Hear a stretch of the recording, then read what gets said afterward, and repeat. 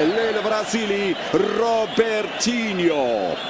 نادي سيمبا تنزاني يربح 3 مباريات ويخسر في مباراتين والمحصلة 9 نقاط. الرجاء يريد مواصلة المشوار من دون عثرة ومن دون خسارة، فهل يكون الفوز الخامس في دوري مجموعات الشامبيونز ليج هذا الموسم؟ مشاهدينا الكرام، بالمناسبة أكبر عدد انتصارات أو الأقرب ل 4-3-3 لمنذر كبير. تصل الكرة ليمان الحفيظي ولكن يأتي اليمنى عبد الصمد بدوي يمشي لزكريا رابطي في على جهته اليسرى الاستلام من يسري بوسوق، ينتظر محمود بن تيك يسري العرضية في اتجاه حمزة خابة الأساطير وهكذا الأسماء الكبيرة صورها في مشاهدينا الكرام. شوف الإعادة الحفيظي ومن هيئة الحفيظي من رفع الكرة المسافر إلى أوغندا، وبالتالي الرجاء ظهر بالصف الثاني. ومع ذلك فشرات ستلعب هذه الركنية. الحفيظي يرفع بالراس، ممكن لا زالت رجاوية فيها خطأ. نعم مع دينيس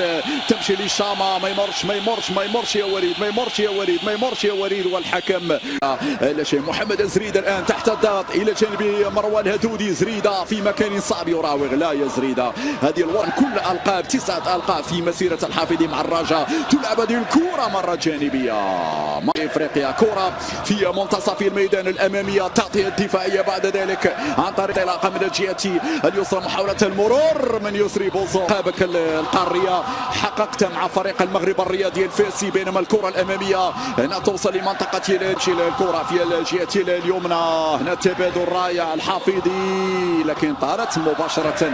بدوي ممتاز. الحفيظي العرضية من يسري والحفيظي بالراس يا الحفيظي تحرك بشكل ممتاز مع بداية هذه المباراة. وصلت إلى البدوي عندك الهابطي وبالراس مرة أخرى. صوك هنا الساند البدوي يرفع كرة الحفيظي من دون رقابة، يضربها بالراس والكرة تصطدم بالعارضة وتخرج بعد ذلك إلى ضربة مرمى. لكن طارما ويقدم لنا عرضية بعد العرضية الأولى من طرف يسري بوزوق، جاءت العرضية الثانية من عبد الصمد. يستعد لرفع هذه الكرة مرفوعة داخل منطقة الجزاء، يخرج أنس بعد ذلك مروان. سلامات مروان، يجب إيقاف اللعب. هنا تسديدة مرة جانبية في ظل الغياب لجمال حركاس. تمشي الكرة لعناصر فريق سيمبا، تغطية من مروان ممتاز. سلامات في الجهة اليمنى مع دينيس وشاما عندهم المساحات حذاري من التسديد. محمود بن تيك يلعبها هنا قصيرة مع يسري بوزوق. يسري والسادسة والأخيرة من منافسات دوري مجموعات الشامبيون مسابقة الكاف. انطلاقة يا اوتوس لم يمر. هنا عبد الصمد بداوي، عبد الصمد استلم الكرة يحطها ممتازة لزكريا. وين يا زكريا بعد الكرات، وهذا الأمر غير مقبول. فريق الرجاء في وسط الميدان، دودي التسديدة لكن بعيدة. مايكل ماذا سيفعل مايكل؟ العرضية وخطيرة وناس واضح، خطأ واضح. هنا لحظة إعادة الكرة، سوء تفاهم بين أنس لعدم مجددا. هنا الخطأ لمن وصلت لعبد الصمد بدوي. عبد الصمد يرفع كرة، عبد الصمد تبادل، يسلم على هذا التبادل وركلة جزاء. قد تكون أوضح. هنا تفي بالكرة الدوران، بعد ذلك يسري يرفع راسه، يسري بعيدة. تصفي الميدان، التغيير كلي على الجهة اليسرى في اتجاه يسري بوسوق. يسري وحمزة، جول.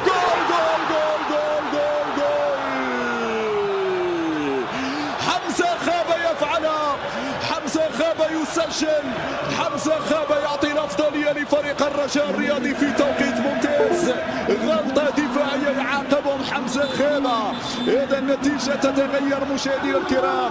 حمزة يسجل الجول الأول لفائدة فريق الرجاء الرياضي.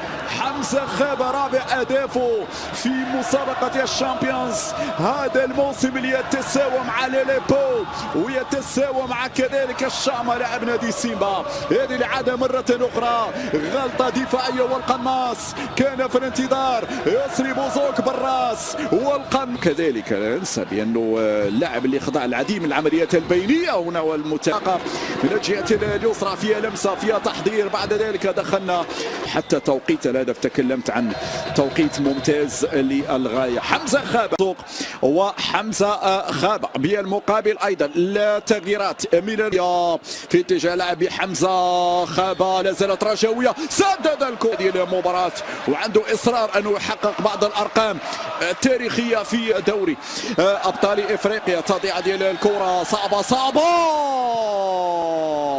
وهدف التعادل، صعبه وهدف التعادل لفائده نادي سيمبا التنزاني عن طريق اللاعب اوتوس. غلطة كبيرة لكن معلش في متسع من الوقت للعودة مرة أخرى للتقدم. سنشاهد الإعادة مجددا، أول كرة تنزانية وأول هجمة تنزانية، لكن أيضا هدية تأتي من المدافعين وحارس المرمى أنس الهبطي. لا زالت رجاوية، لا زالت ذات رجاوي الحافظي، ولكن مرة التسديدة جول ممتازة الفكرة. حافظي يسري لا زالت عادة الإعادة القادم من الخلف، محمد زريدة باليمنى، أنا قوية تلمس بوزوق، يسري الباس بعد ذلك العرضية يا الكرة هنا اللمسه من يسري بوزوق يمشي للحافظي لكن صعب على عبد الاله. الماضيه هنا الاعاده مجددا، العرضيه ممتازه ولكن غابت اللمسه الاخيره. حمزه في العمق، حمزه خابه، الباس رائعه، يسري بوزوق، يسري ماذا ينتهي هنا؟ استلامه من حمزه خابه، حافظي سدد ولكن عاليه. الهدهودي، مروان هدهودي في انتظار كذلك حدث ربما لا وأقوى، لكن هنا التسديدة لم تكن كذلك، وبالتالي عادت مرمى الحارس لفائدة نادي سيمبا. مرفوع الكرة والتغطية الدفاعية، هنا لا زالت الفرصة لزريدة ماذا سيفعل؟ زريدة لوليد صبار وزكريا الهبطي، حمزة مر يتلقى الإشارة عشان لوجه مع مانولا. حمزة خابة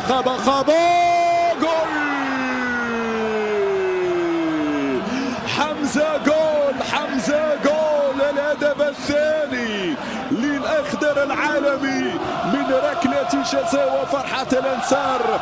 هو خامس هدف لحمزة خابة في مشوار الشامبيونز، وبالتالي ينفرد بقائمة والصدارة هدافي دوري الأبطال في نسخة 2022-2023. والوقت معك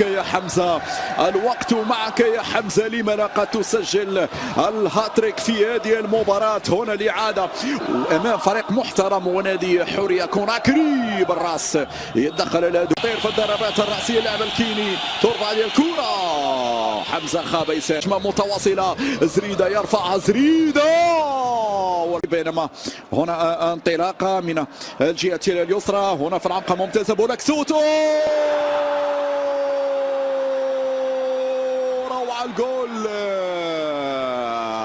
روعة الجول بولاكسوت، نعم يسجل ثالث الأهداف على مقربة من هذه المواجهة. يا سلام على اللمسة، يا سلام على المتابعة والإنهاء من أروع ما يكون للاعبي بولاكسوت. يا منذر يا كبير، ستأتي الإعادة، ومع الإعادة تأتي جمالية اللقطة وفنية اللاعب بولاكسوت الذي فاجأ حارس المرمى مانولا. فرحة الأنصار الخاتمة بالثلاثية. هنا الإعادة، ليس هناك وضعية تسلل.